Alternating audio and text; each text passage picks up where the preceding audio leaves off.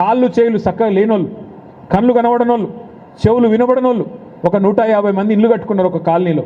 Government స్థలమే కావచ్చు, కట్టుకుంటే నీ బుల్డోజర్లు పోయి వాళ్ళకి పాపం కాళ్ళు చేయులు చక్కగా లేని వాళ్ళని కూడా చూడలే, గుడ్డోళ్ళని చూడలే, చెవిటోళ్ళని చూడలే, వాళ్ళని కూడా బజార్లకు గుంజి వాళ్ళని కూడా మెడలు బట్టి బయట నూకేసి వాళ్ళ ఇల్లు కూడా గులగొట్టింది. ఇక హైడ్రా పేరు మీద హైదరాబాద్లో చేస్తున్న అరాచకాలకైతే అంతే లేదు. ఏందయ్యా ఇది అని అడిగితే ఇవి బఫర్ జోను, ఇది ఎఫ్టీఎల్ అని మాట్లాడతారు.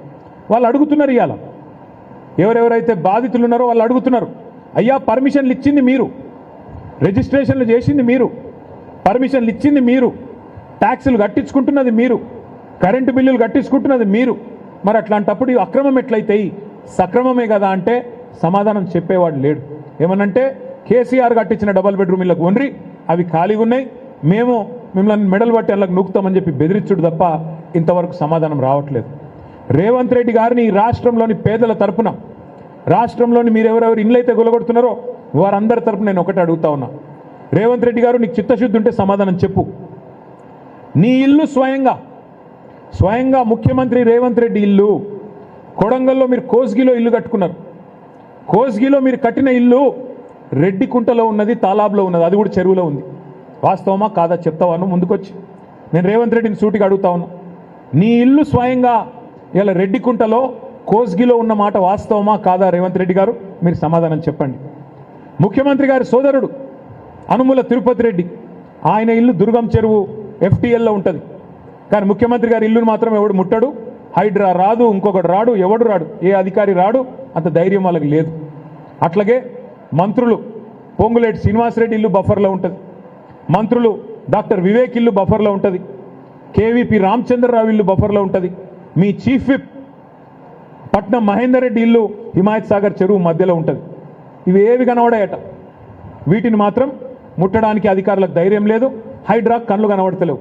కానీ గరీబోడైతే, పేదవాడైతే పర్మిషన్లున్నా, ఫీజులు కట్టించుకుంటున్నా, రిజిస్ట్రేషన్లున్నా, ట్యాక్సులు కట్టించుకుంటున్నా, నీ ఇష్టం వచ్చినట్టు ఇవాళ కూలగొడతానంటే పేద ప్రజలు వదిలిపెట్టారు. రేవంత్ రెడ్డి గారు నిన్ను, నీ రాహుల్ గాంధీని తప్పకుండా సందర్భం వచ్చినప్పుడు కుర్చీ మడత పెట్టి, ఇలా కుర్చీలో కూర్చున్నాను ఎగురుతున్నావు, అదే కుర్చీని మడత పెట్టి నిన్ను తరిమి తరిమి కొట్టే రోజులు కూడా దగ్గరలో ఉన్నాయని చెప్పి కూడా నేను హెచ్చరిస్తా ఉన్నా.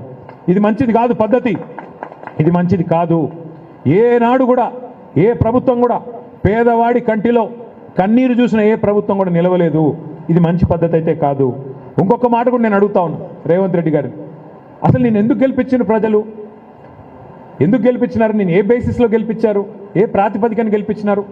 మీరు చెప్పినారు పేద ప్రజలకి ఒక రంగుల కళ లాంటి సినిమా చూపెట్టినారు, 100 రోజులు 6 గ్యారంటీలు అని చెప్పి 420 హామీలు, మీరు హామీల వర్షం గుప్పించినారు కదా. 4000 పెన్షన్లు అంటిరి, మహిళలకు 2,500 అంటిరి, పెళ్లి చేసుకుంటే తులం బంగారం ఇస్తామంటిరి, చదువుకుంటే స్కూటీలు ఇస్తామంటిరి, పిల్లగాళ్ళకు విద్యా భరోసా కార్డులు అంటివి, రైతులకు 15,000 రైతు భరోసా అంటివి. ఇన్ని సినిమా డైలాగులు కొడితే కౌలు రైతులకు కూడా సహాయం అంటివి, రైతు కూలీలకు నెలకు 1000 అంటివి, ఆటో డ్రైవర్లకు నెలకు 1000 రూపాయలు అంటివి. ఇట్లా ఒక రంగుల కళ లాంటి, అరిచేతుల స్వర్గం లాంటి వ్యవహారం చూసి ఓటేసినారు తప్ప, నేను ఇల్లు గులగొడతా అంటే ఎవడన్నా ఓటేస్తుండే కాంగ్రెస్ పార్టీకి? నాకు అధికారం ఇవ్వండి, నేను రాష్ట్రంలో ఇళ్ళని గులగొడతా అంటే ఎవడన్నా ఓటేస్తురా? ఇలా నువ్వు చెప్పింది ఏంది, చేస్తున్నది ఏంది?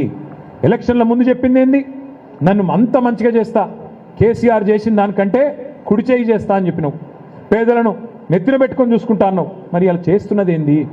హైదరాబాద్లో 1,50,000 ఇండ్లకు ఇవాళ మూసి చుట్టూ భయంగా బతుకుతూ ఉన్నారు వాళ్ళు. ఎప్పుడు వస్తుందో ప్రభుత్వం, ఎప్పుడు బుల్డోజర్లు వస్తాయో, ఎప్పుడు కూలగొడతారో అన్నట్టుగా వాళ్ళు భయంతో బిక్కుమని ఇలా చూస్తూ ఉన్న పరిస్థితి. అందుకే అది చూపెట్టడానికే బుల్డోజర్ రాజ్ ఎట్లుంటుంది ఇవాళ రేవంత్ రెడ్డి రూపంలో, డెవలప్మెంట్ బీఆర్ఎస్ డెవలప్మెంట్ మోడల్ ఎట్లుంటుంది ఇదే మూసీలో చూపెట్టడానికే మా సోదరులు సుధీర్ రెడ్డి గారి ఆహ్వానం మేరకు మేమందరం కూడా ఇవాళ మీ అందరి దగ్గరికి ఇక్కడికి వచ్చినాం. మేము హైదరాబాద్లో ఉండే పేదలందరికీ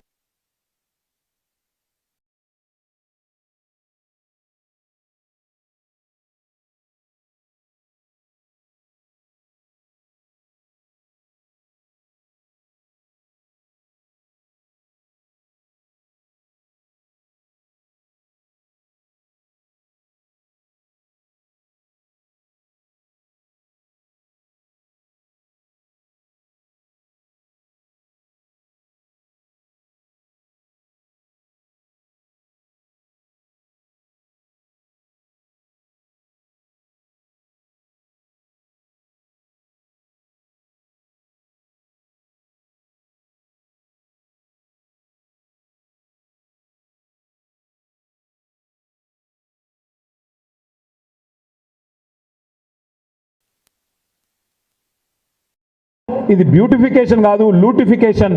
1,50,000 కోట్లలో మీరు 1,000 కోట్లు కమిషన్ల రూపంలో దండుకొని మీ కుర్చీని కాపాడుకునే ప్రయత్నం చేస్తున్నారు అనే భావనతో ఈ రాష్ట్ర ప్రజలు ఉన్నారు. అందుకే దయచేసి నేను కోరుతా ఉన్న ప్రభుత్వాన్ని, ముందు మీరు ప్రజలకు ఇచ్చిన హామీలు నెరవేర్చండి. మహిళలకు చెప్పినారు మీరు 2,500 ఇస్తామన్నారు, బడ్జెట్లో డబ్బులు పెట్టండి. మీరు చెప్పారు పెద్ద మనుషులకు 4,000 పెన్షన్ ఇస్తాం 100 రోజుల్లోని, డబ్బులు పెట్టండి. ఈరోజు మార్చ్ 6వ తారీఖు 5వ తారీఖు ఈ రోజు వరకు రైతు బంధు పడలేదు. కేసీఆర్ గారు ఉన్నప్పుడు డిసెంబర్లో రైతు బంధు పడేది. ఇవాళ ఇప్పటి వరకు మరి రైతు బంధు పడ్డ పరిస్థితి లేదు. అది ప్రతిపక్షంలో ఉన్నప్పుడేమో ఇదే రేవంత్ రెడ్డి గారు ఆ రోజు ఎన్ని మాటలు చెప్పినారో ఒకసారి గుర్తు తెచ్చుకోండి.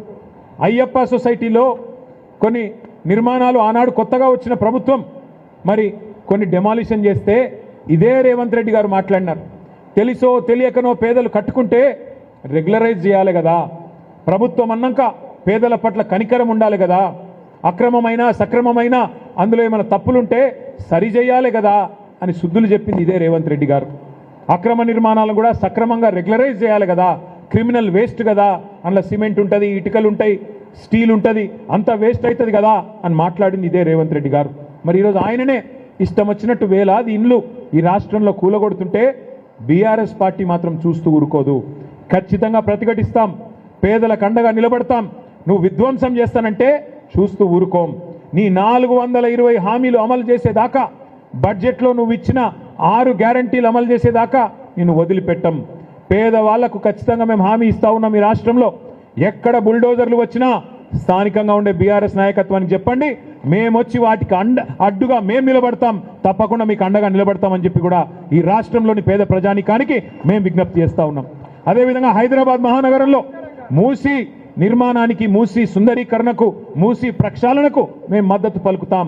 కానీ మూసీ పేరిట లూటీ చేస్తానంటే మాత్రం తప్పకుండా అడ్డుకుంటాం.